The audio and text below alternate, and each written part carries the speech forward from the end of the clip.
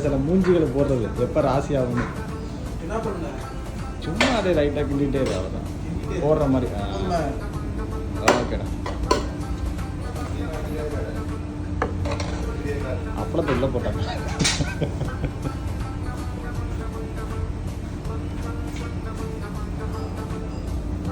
இவர் தான் டான்ஸர் மஹி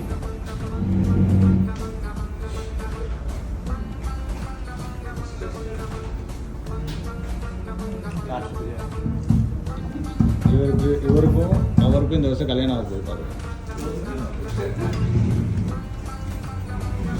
बोले क्या है